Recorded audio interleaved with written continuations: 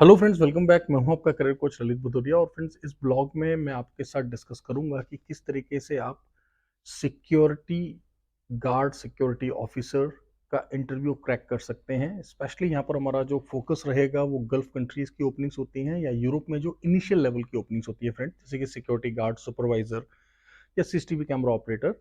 इनसे मिलते जुलते जो इनिशियल लेवल के प्रोफाइल्स हैं, वहाँ पर किस तरीके के क्वेश्चंस आपसे पूछे जा सकते हैं या आमतौर पर पूछे जाते हैं। पहले मैं आपको अपने बारे में बता दूं फ्रेंड्स, मेरा नाम है ललित भदौरिया और पिछले 13 ईयर से मैं लोगों को करियर काउंसलिंग प्रोवाइड कर रहा हूँ। सिक्योरिटी हमारा एक one of the specialized sector है।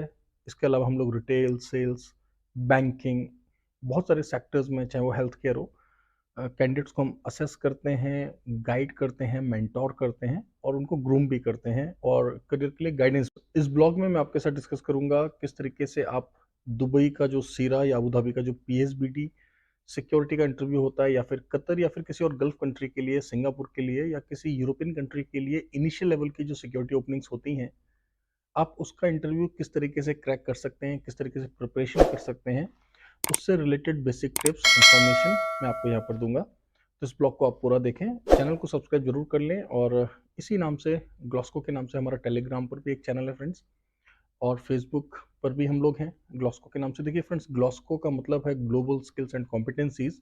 ये प्लेटफॉर्म मैंने इसीलिए तैयार किया है कि जिससे कि हम लोग आपके साथ अपना नॉलेज और इन्फॉर्मेशन शेयर कर सकें। आप किसी भी कंसल्टेंसी के थ्रू माइग्रेट हों, बट डेफिनेटली ये जो ब्लॉग है, ये इन्फॉर्मेशन है, आपको अपडेटेड रखेगी और आपके बहुत काम आएगी। तो फ्रेंड्स, स्टार्ट करते हैं। सबसे पहले आपको समझना है कि देखिए, किसी भी प्रोफाइल का इंटरव्यू होता है तो जो क्वेश्चंस होते हैं फ्रेंड्स, उनको हम दो पार्ट्स में डिवाइड कर सकते हैं, राइट।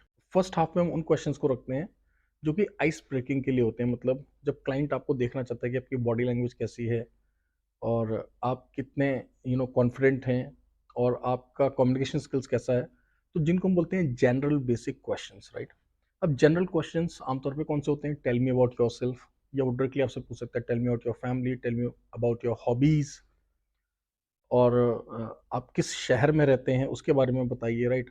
अब देखिए, प्रॉब्लम क्या होता है, अगर ये सारे क्वेश्चन हमसे हिंदी में पूछे जाएं या आपकी किसी मदर टंग में पूछे जाएं तो आप इजीली उनका जवाब दे देंगे। बट क्योंकि आज की डेट में जो दुबई में सीरा है या अबू धाबी में पीएसबीडी है, जो टेस्ट आपको क्वालिफाई करने पड़ते हैं, फिर आपको एक लाइसेंस इशू होता है। सेम गोज फॉर अगर आप माल्टा जाते हैं, किसी और यूरोपियन कंट्री में जाते हैं, तो वहाँ पे इंग्लिश का भी एक पैरामीटर है। इसके अलावा भी बहुत सारे क्राइटेरिया होते हैं। फॉर एग्जाम्पल, अगर मैं बात करूँ दुबई अबू धाबी की टॉप 5 या 7 कंपनीज की, तो यूजुअली आपको दुबई में हाई स्कूल पास का क्राइटेरिया होता है, अबू धाबी में मिनिमम क्वालिफिकेशन इंटरमीडिएट होती है।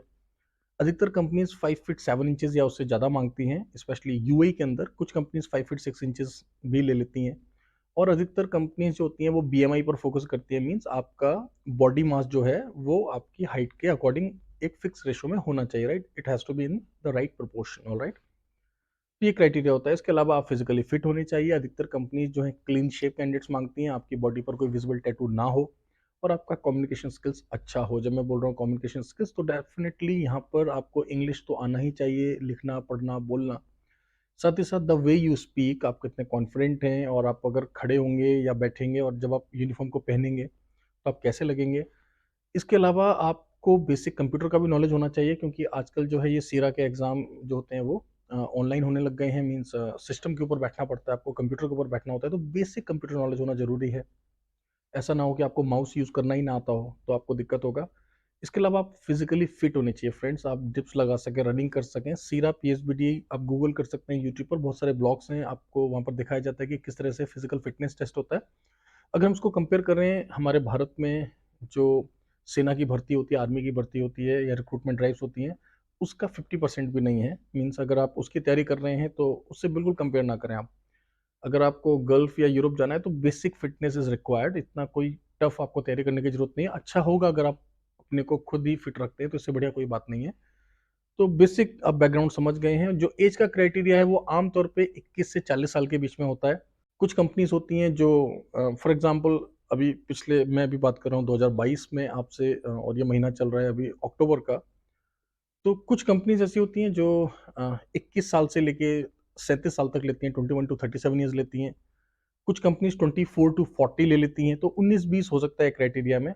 और दुबई में अगर सैलरी की बात करें तो आमतौर पे 26 दिन 12 घंटा काम करने का आपको 2260 दिरहम के आसपास मिलता है 2260 AED।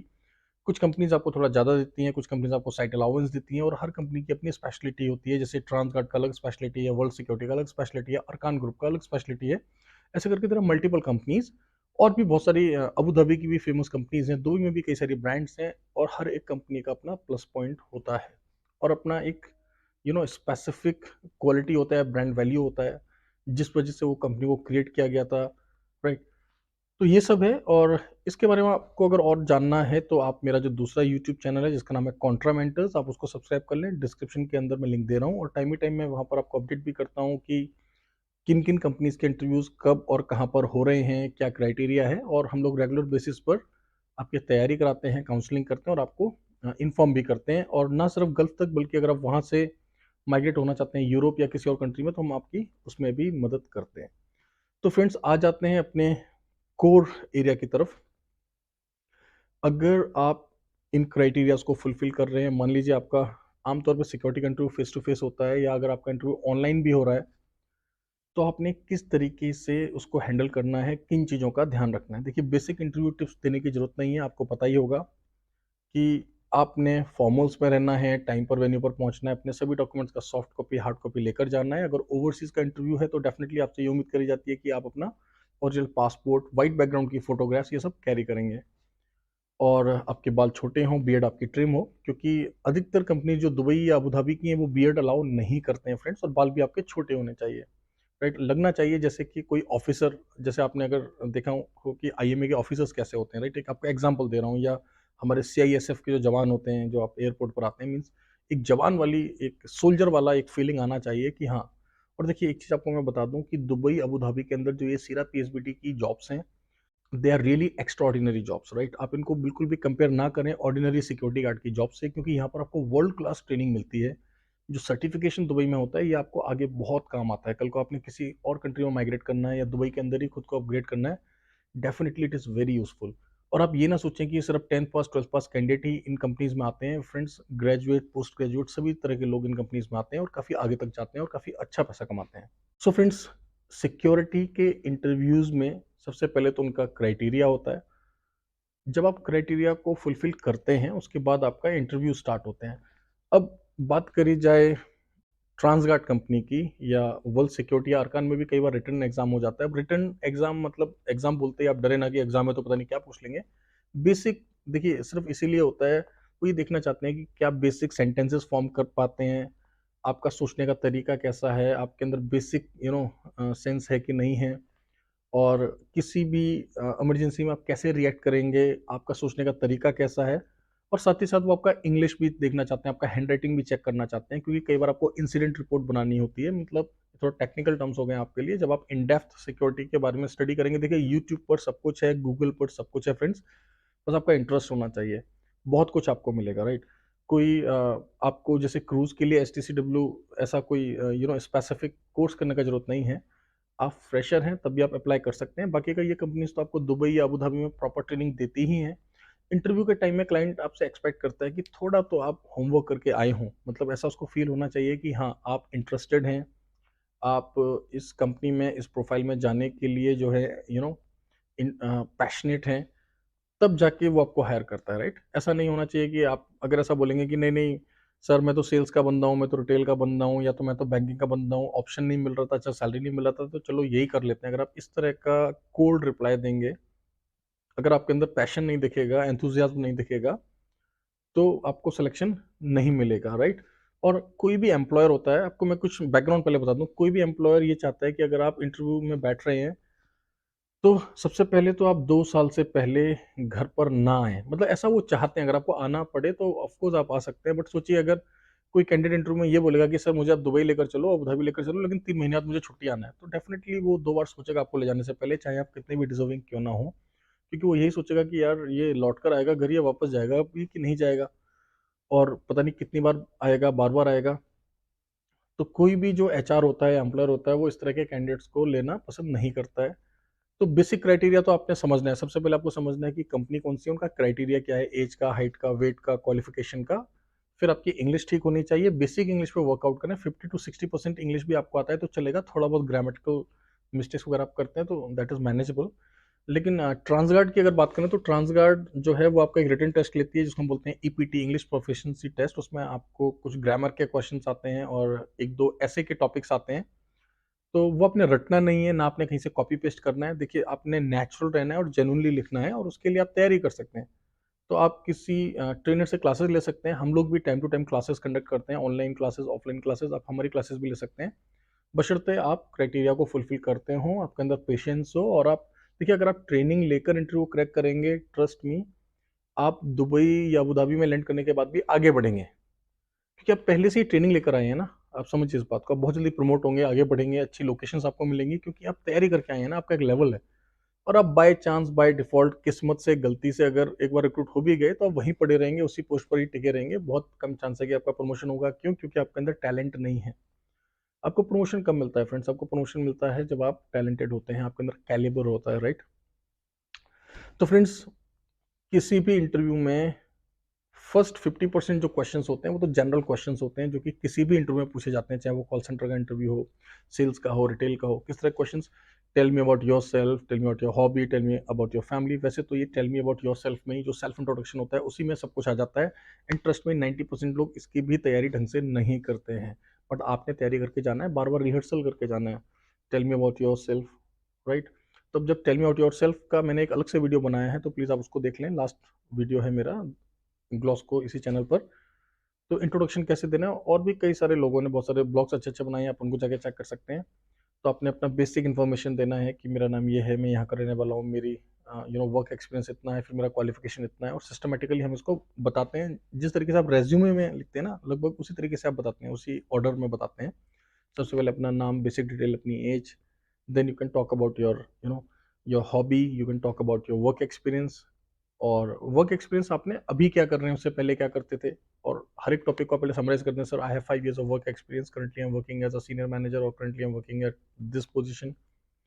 उसके बाद you can talk about your qualification, right? Then you can talk about your family, right, your likes, dislikes. And then जब भी आप कोई आंसर दें तो हमेशा उस सामने वाले से पूछ लें, sir would you like to know anything else. वैसे आमतौर पे ऐसा होता नहीं है, क्योंकि इमीडिएटली वो आपको दूसरा क्वेश्चन पूछ देते हैं। लेकिन अगर आपका जवाब फिनिश हो गया है तो आप उनको एक बार इंटीमेट कर दें कि sir, that is my answer, no, would you like to know anything else, क्या आप कुछ और जानना चाहेंगे, या दैट्स इट सर। इसके अलावा आपने करना क्या है कि अगर आपको कोई क्वेश्चन समझ ना आए तो आप उनसे एक बार पूछ लें, sir could you please repeat, pardon sir. और अगर आपको उसका आंसर नहीं आ रहा है तो आप स्माइल के साथ मना करते हैं, sorry sir, right now I have no idea, but yes, if you allow me, I will do research, और I will learn very fast, और I am a quick learner, right? So इस तरीके से आप उसको एक्सेप्ट कर लें and move on to the next question, right? तो ये आप तरीका अपना सकते हैं। अब सिक्योरिटी के इंटरव्यू, मैंने आपको बोला कि जो जनरल क्वेश्चंस होते हैं वो इसी तरीके से होंगे। अब कुछ और क्वेश्चंस हो सकते हैं। अगर आप इससे पहले गल्फ में जॉब कर चुके हैं, मान लीजिए आप सऊदी में काम कर रहे थे और आप सेल्स में थे, रिटेल में थे, या दुबई में थे। अब फ्रेंड्स, मैंने आपको बताया कि जो जनरल क्वेश्चंस होते हैं उनमें इस तरह के भी क्वेश्चन होते हैं, like why you want to work in Dubai. आप दुबई में काम क्यों करना चाहते हैं? आप ओवरसीज जाकर काम क्यों करना चाहते हैं? आपके लास्ट एम्प्लॉयर के बारे में पूछ सकते हैं। तो देखिए, इसमें दो तीन चीज़ें हैं। पहले तो वो ये देखना चाहता है कि आपकी इंग्लिश कैसी है, कि आप अपने आंसर को फ्रेम कर पा रहे हैं, आप उसके क्वेश्चन को समझ पा रहे हैं। नंबर टू, आपका एटीट्यूड कैसा है। अगर आप लास्ट एम्प्लॉयर को क्रिटिसाइज कर रहे हैं, सर मैं सऊदी गया था लेकिन वहाँ पे कंपनी अच्छा नहीं था, मैं छोड़कर आ गया, ट्रस्ट मी, ये एम्प्लॉयर भी आपको हायर नहीं करने वाला, राइट? क्योंकि आप अपने लास्ट एम्प्लॉयर का पॉजिटिव साइड बिल्कुल नहीं बोल रहे हैं, सिर्फ नेगेटिव साइड बोल रहे हैं, तो आपको हायर नहीं किया जाएगा। आमतौर पे ऐसा ही होता है, क्योंकि कोई भी एम्प्लॉयर ऐसे कैंडिडेट को लेना चाहता है जो डिसिप्लिन्ड हो, डेडिकेटेड हो, परसिस्टेंट हो, लॉन्ग टर्म काम करना चाहता हो, सिंसियर हो, और बहुत ज़्यादा और बहुत कम नेगेटिव बात करे, और बहुत कम कंप्लेंट्स करे, राइट? और इससे पहले अगर आपने कहीं पर काम किया है और आप बीच में कॉन्ट्रैक्ट छोड़कर आ गए थे, मान लीजिए आप यूएई में थे लेकिन आप 8 महीने का कॉन्ट्रैक्ट पूरा करके आ गए थे, तो कोशिश करें कि आप इस बात को थोड़ा ढंग से रखें। ओके, इस बात को आप ढंग से बताएं कि सर मैं तो काम करना चाह रहा था बट उनका कॉन्ट्रैक्ट टर्मिनेट हो गया था। अगर आप ऐसे बोलेंगे कि नहीं सर, कुछ पर्सनल रीजन था सर इसलिए मैं आ गया, ट्रस्ट मी, ये क्लाइंट भी आपको नहीं लेने वाला है, क्योंकि पर्सनल रीजन तो बार बार हो सकते हैं, कई बार हो सकते हैं। और कोई भी एम्प्लॉयर जो है आपको यहाँ से लेकर जाएगा, फिर आपको सीरा पीएसबीटी का लाइसेंस दिलाएगा, फिर आपको डिप्लॉय करेगा, और 3 महीने बाद फिर आपका वही पर्सनल प्रॉब्लम हो गया तो आप तो छोड़कर आ जाओगे, तो वो अपना टाइम क्यों वेस्ट करेंगे? Getting my point? क्योंकि देखिए, एक बात आपको समझना है, जब आप इंडिया से या नेपाल से, पाकिस्तान से या बांग्लादेश से यूएई आते हैं मेरे दोस्त, तो आपको बहुत ज़्यादा कॉम्पिटिशन फेस करना पड़ता है। दुनिया में और भी देश हैं like Filipinos, they are very hard working people. Africans, they are very hard working, right? मतलब हर देश के लोगों का अपना क्वालिटी है। Egyptians, they are very hard working, right? तो दुबई जो है, अबू धाबी जो है, यहाँ पर कई सारे नेशनलिटीज के साथ आपका कंपटीशन है। सिर्फ कोई एक सिंगल नेशनलिटी के साथ कंपटीशन नहीं है, यहाँ पे कंपटीशन ज़्यादा है। तो जहाँ पर कंपटीशन ज़्यादा होगा वहाँ पर क्या होगा? Survival of the fittest, right? If you are hard working, you are good looking, you are honest, आपका एटीट्यूड अच्छा है, तभी तो आप लॉन्ग रन में सर्वाइव करेंगे ना, तभी तो आप आगे बढ़ेंगे दोस्त। अब ये तो थे जनरल क्वेश्चंस फ्रेंड्स, जो कि आप हर एक इंटरव्यू में आपसे पूछे जाते हैं। कई बार अगर देखिए, अगर इंटरव्यू के स्टार्टिंग में जैसे मैंने आपको ट्रांसगार्ड का एग्जांपल दिया, अगर क्लाइंट ये जानना चाह रहा है कि आपका कम्युनिकेशन स्किल कैसा है, तो उसके लिए वो आपसे थोड़े से डिफरेंट क्वेश्चन भी पूछ सकते हैं, like do you watch movies. अब जैसे आपका जो इंट्रोडक्शन होता है, इंट्रोडक्शन से बहुत सारे मल्टीपल क्वेश्चंस बनते हैं। उसके लिए वैसे मैंने एक अलग से ब्लॉग बनाया हुआ है, प्लीज़ आप डिस्क्रिप्शन में जाके चेक कर लें। लेकिन मैं आपको रफ आइडिया देता हूँ, जैसे कि जो एचआर है वो ये चाहेगा कि आपका टेंसेस का नॉलेज, आपका वोकेबलरी, ये सब वो देखना चाहेगा, आपका प्रोनाउंसिएशन, ये सब चेक करना चाहेगा कि किस लेवल का है, एटलीस्ट काम चलाने लायक है कि नहीं है, राइट? और बहुत हार्डकोर या फिर बहुत फ्लुएंट इंग्लिश आपको नहीं चाहिए, बेसिक इंग्लिश आपको चाहिए, बट आप अपना मैसेज कन्वे करने लायक हो इतना तो चाहिए ही चाहिए। फॉर एग्जाम्पल वो आपसे पूछ सकते हैं like what is your hobby, आपने बोला my hobby is watching movies. Now next question can be you know कौन सा लास्ट मूवी देखा था, उसका, वो मूवी आपको अच्छा क्यों लगा, उसमें स्टोरी क्या था, स्टोरी बताओ। अब आपको टेंसेस नहीं आते, आपको वोकेबलरी नहीं आता, तो आप उधर प्रॉब्लम में आ जाएंगे, वहीं पर ही आपको रुकना पड़ेगा, राइट? इसके अलावा जैसे आपने बोला like I like to play sports, then I like to play let's say football, then they may ask you like who is your favourite footballer, और why do you like football. जैसे India में देखते लोग बोलते हैं I like to play cricket, okay now why you like cricket, who is your favourite cricketer. ऐसा हम लोग कभी सोचते ही नहीं है, like I like, let's say मैं बोलता हूँ I like Virat Kohli, okay, for example. तो then why do you like Virat Kohli now, ऐसा हम कभी सोचते नहीं कि हमसे कोई ये बात पूछेगा कि why you like Virat Kohli, right? या फिर why you want to work in Dubai, no everybody wants to work only for money, right? But definitely वो आपसे कुछ और जानना चाहते हैं कि दुबई ही क्यों।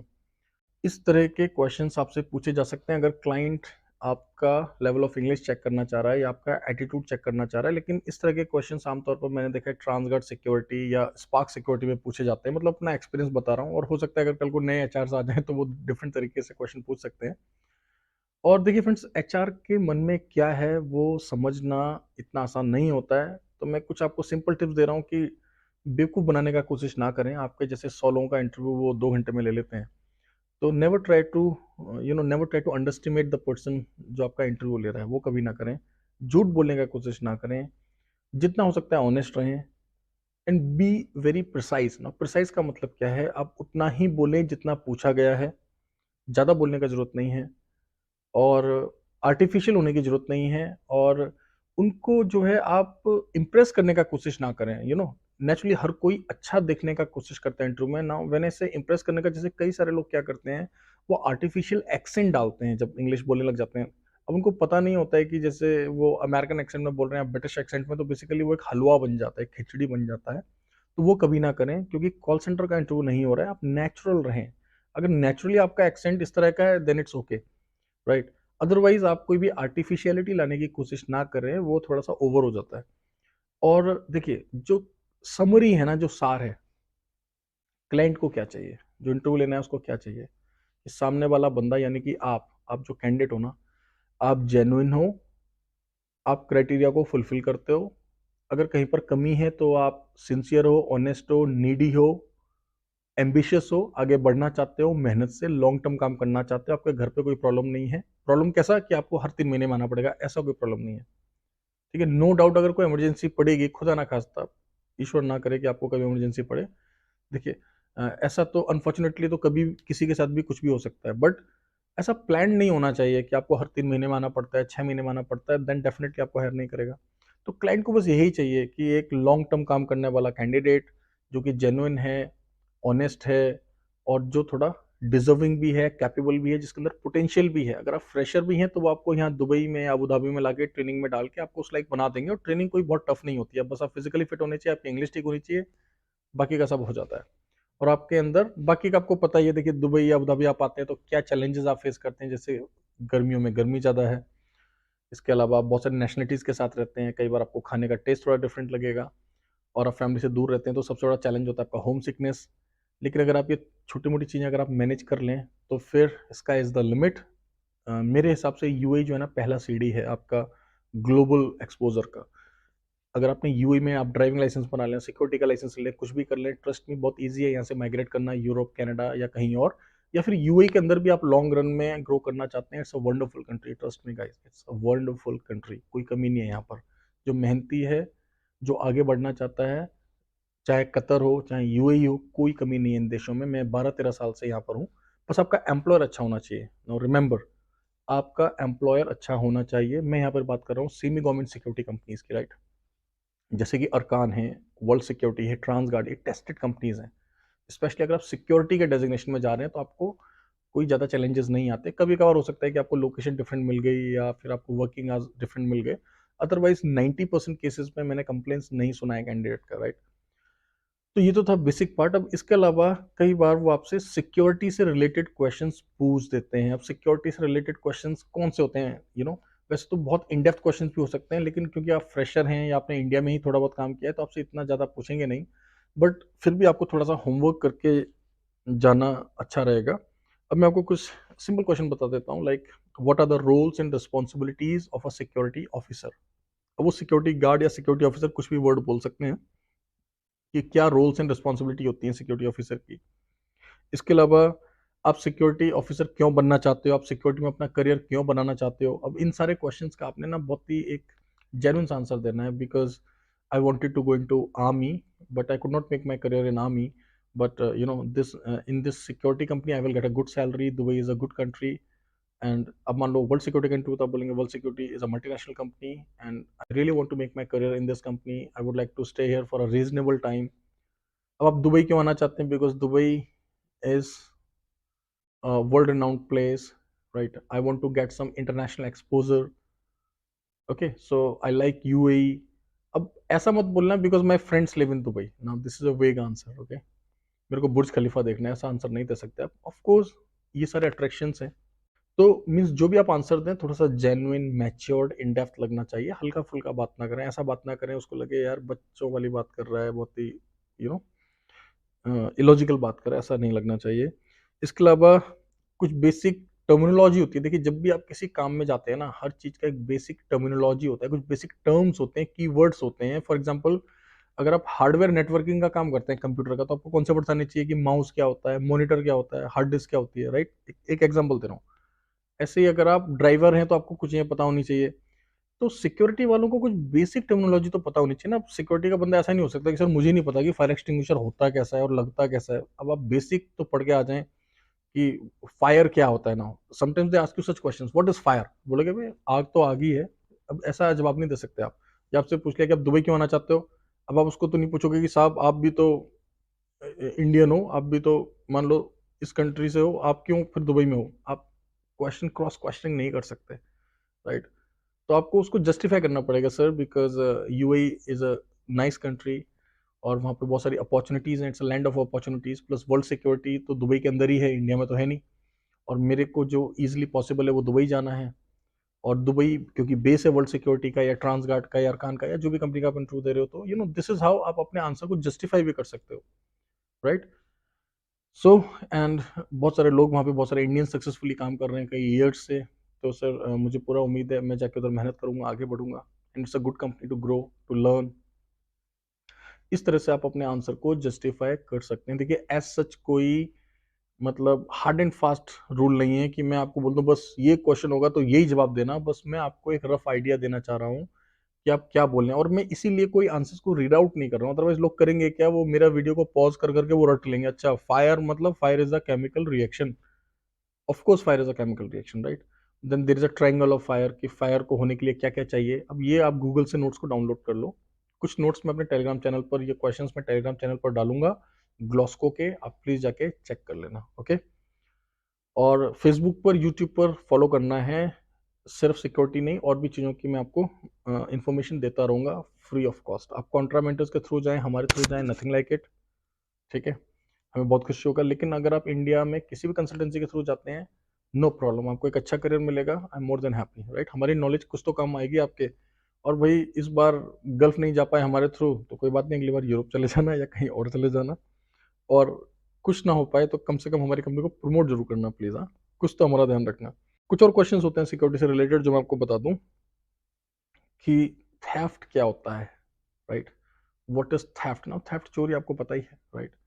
इसके अलावा कुछ क्वेश्चंस और हैं जैसे कि शॉपलिफ्टिंग और वेंडलिज्म में क्या डिफरेंस होता है, पेट्रोलिंग क्या होता है, स्टैटिक गार्डिंग क्या होता है। पेट्रोलिंग जब आप मूव करते हैं एक से दूसरी जगह पर, चाहे मैनुअली आप वॉक करके जा रहे हैं या फिर आप किसी व्हीकल पे जा रहे हैं, तो that is patrolling. And static when you are sitting और standing at one place.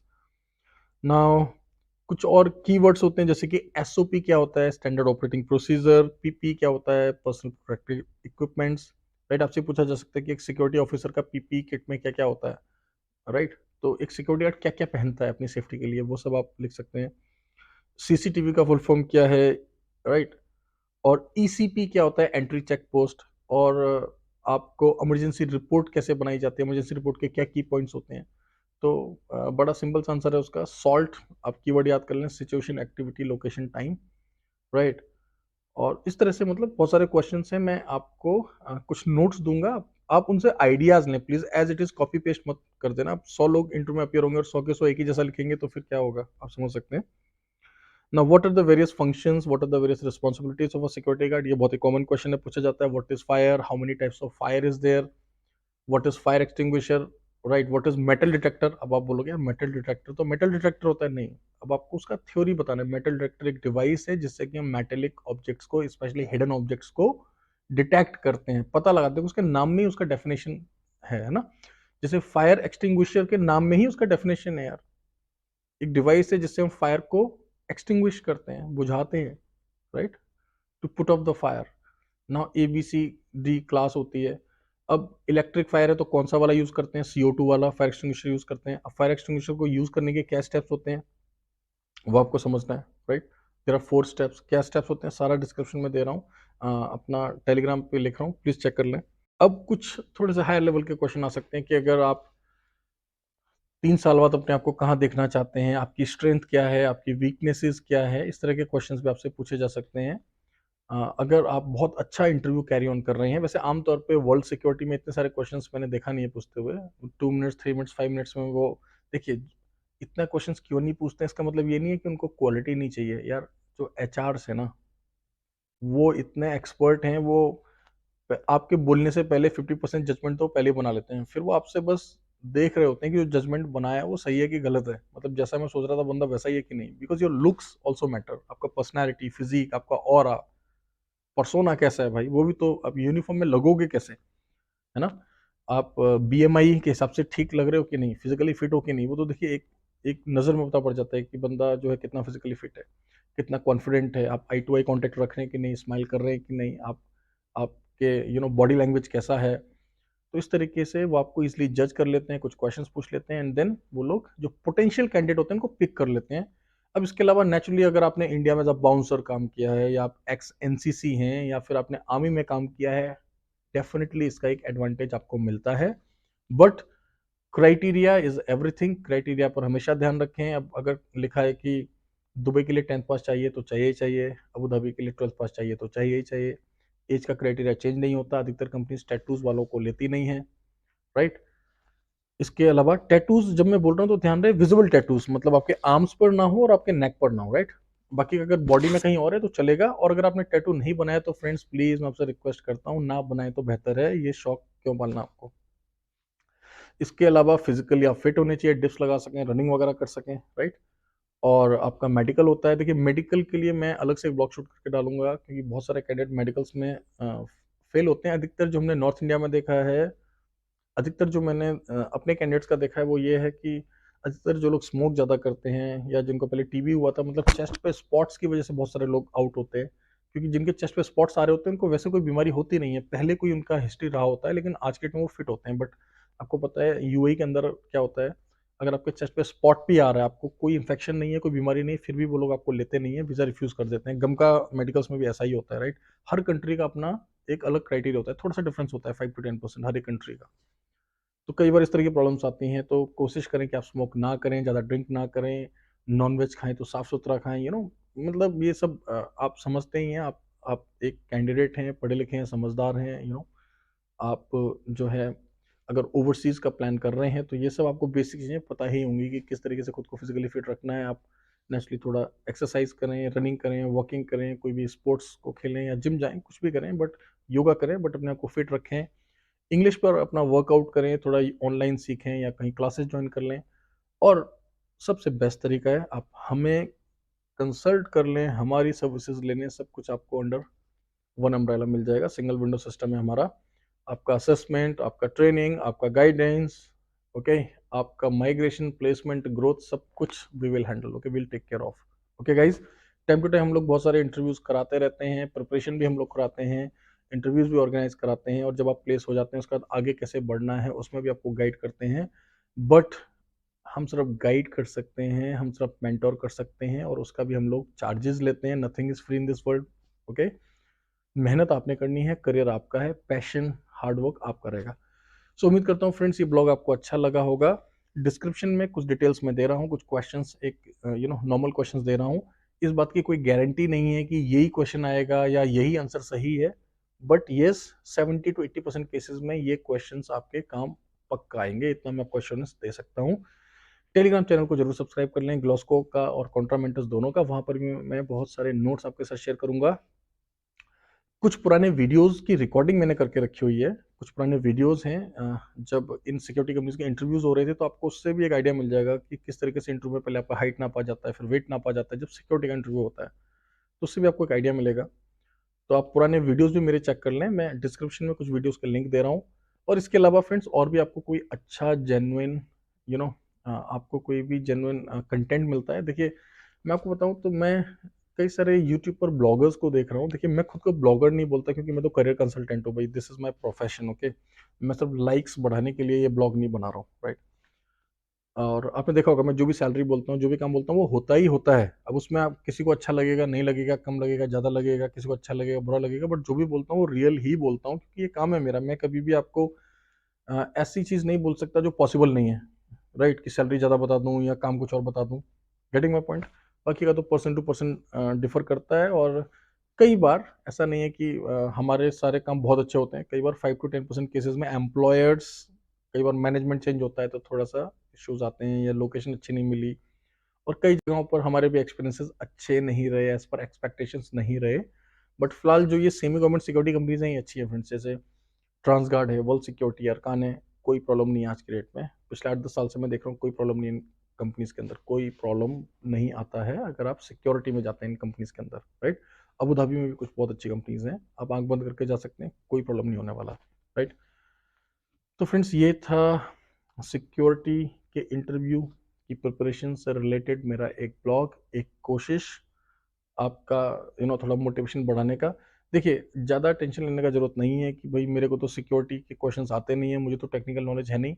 Security का नॉलेज नहीं भी है तब भी आपको ले लेंगे, अगर देखिए थोड़ा बहुत आप होमवर्क करेंगे ना, तो कितना अच्छा इंप्रेशन पड़ेगा कि जो सामने वाला है वो तैयारी करके आया है। आप सोचिए, इससे बहुत अच्छा इंप्रेशन पड़ता है।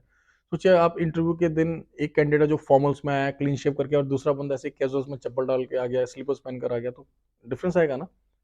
पहली नजर में ही जो तैयार होकर आया उसको इंप्रेस हो जाएगा क्लाइंट, उसको लगेगा ओके ये लड़का जो है डिजर्विंग है। तो आपको हर चीज़ का प्रिपरेशन करके आना है, टाइम पर पहुंचना है, फॉर्मल्स में पहुंचना है, सारे डॉक्यूमेंट का सॉफ्ट कॉपी, हार्ड कॉपी लेकर आना है, और जो मैं क्वेश्चंस बता रहा हूँ इनका घर पर प्रैक्टिस करना है। और फिर भी कोई डाउट हो तो वर्किंग आवर्स में सुबह 10 बजे से लेकर शाम को 6 बजे तक, सोमवार से शनिवार तक, मंडे टू सैटरडे, आप हमारी टीम को कॉल कर सकते हैं। ध्यान रहे छुट्टी ना हो उस दिन, कोई पब्लिक हॉलीडे ना हो उस दिन। और अगर कुछ बहुत ही इंपॉर्टेंट मैसेज है तो आप हमें ईमेल कर सकते हैं, मैं ईमेल आईडी डिस्क्रिप्शन में दे रहा हूँ। आप इस आईडी पर अगर कोई भी इंपॉर्टेंट क्वेश्चन है या कोई भी बात है तो आप लिख कर भेज सकते हैं। थोड़ा पेशेंस रखें, हर समय हर दिन चाह कर भी मैं आपसे बात नहीं कर सकता फ्रेंड्स, कई जगहों पर मुझे ट्रैवल करना होता है। देखिए बात ये नहीं है कि मैं बहुत बड़ा आदमी हूँ या मैं बहुत यू नो बहुत वीआईपी हूँ। Friends trust me, this is my bread and butter. मैं तो चाहता हूँ आप सभी से बात करूँ, राइट। आपने देखा होगा जो लोग हमें पहले से फॉलो कर रहे हैं, मैं ग्रुप्स में लोगों से गूगल मीट में बात भी करता हूँ। जैसे सिक्योरिटी के कैंडिडेट से 20 कैंडिडेट, 25 कैंडिडेट, 50 कैंडिडेट से एक साथ बात करता हूँ।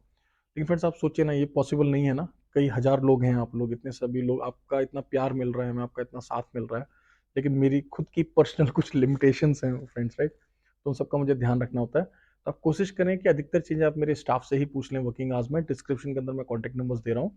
कुछ ऐसा है जो आप चाहते हैं कि मैं ही जवाब दूँ, तो आप उनको ये बात भी बोल सकते हैं कि ललित सर से इसका क्वेश्चन पूछ के जवाब दे दें। और कुछ बहुत ही इंपॉर्टेंट है, तो देखिए आपका जब सिलेक्शन हो जाएगा तो डेफिनेटली मैं आपसे बात करूंगा, या फ्लाइट से पहले मैं आपसे बात करूंगा, या फिर दुबई। अब तो हम दुबई में बैठने वाले हैं आपके साथ, तो फिर दुबई में जब भी मैं आऊँगा, आके मिलिएगा, हमारे साथ चाय पीजिएगा और आगे का करियर प्लान करिएगा।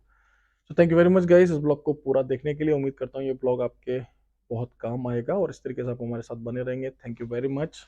All the best.